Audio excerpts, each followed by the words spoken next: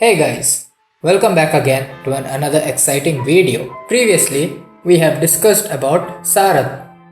We hope you have learned a lot about it. If you have not seen the previous video, then you can catch up with it by clicking the link in description.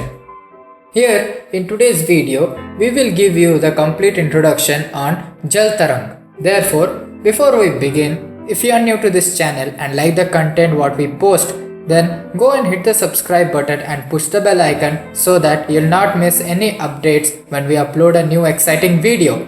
Let's get started.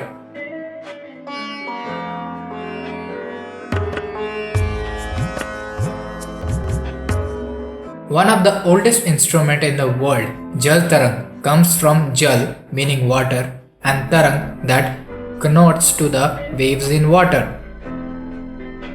Jal Tarang is an ancient Indian wave instrument which continues to play till today in the Indian classical music repertoire to produce both ragas and light melodies.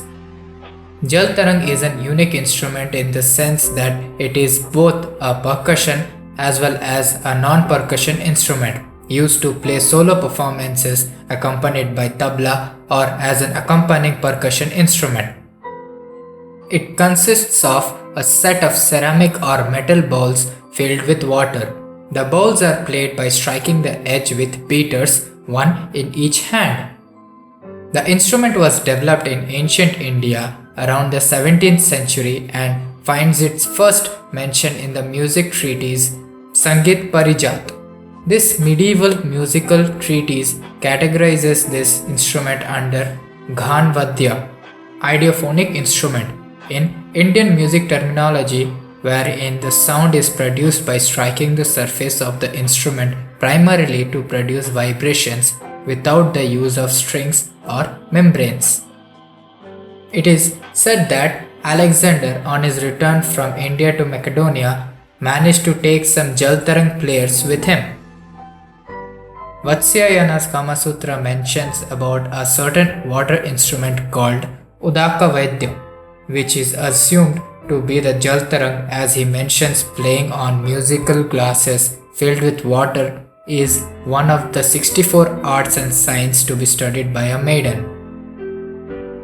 Jal Tarang was also called as Jal Yantra in the medieval times as mentioned by the Ashtachap poets of Krishna cult. This instrument seems to have evolved from the ancient gong and gamelan made up of copper and other metal alloys that were molded in different shapes to create various musical notes that were gently struck with bamboo sticks played with both hands. The instrument was earlier played across the Java, Bali and Burma regions, Myanmar of today, and was in vogue in the ancient period, being played across the eastern border of India. The musical treatises Sangeet Sar considered a 22 cups Jal Tarang as a complete one, while the one with 15 cups to be of ordinary. The cups ranged from small to big sizes and were made either of bronze or porcelain. In the present era, the preferred choice of the artist are the china bowls instead of bronze or porcelain, and the total number of cups preferred is around 16, while the number of cups depends on the melody being played. The Jal Tarang has a pleasant characteristic tone similar to the Feng Shui wind chimes. In the 16th century Europe, glasses were used in place of cups. Similar cups are seen being played in Japanese Buddhist temples and in the music of the kabuki theatre, where water is used for fine-tuning and for creating sound ornamentations called gamaks in Indian music terminology that are created by carefully bringing the sticks into contact with the surface of the water. The instrument includes a series of china clay bowls of descending sizes laid in a semicircular manner while the player sits in the center of the circle softly striking the cups on the edge with wooden sticks to create the sound. The cups used to produce the notes of Mandra Saptak, lower octave, are large in size, while the ones used for Madhya Saptak, middle octave, are medium sized, followed by those used to produce the Tar Saptak, higher octaves, are small sized cups. The cups are tuned to the notes of a raga being played by adjusting the amount of water. The instrument works on the principle of the motion of sound created or modified with the aid of water. When the edge of the bowl filled with water is struck with wooden sticks, it produces vibrations that travels through the water and are transferred to the surrounding air to produce sweet melodic sound.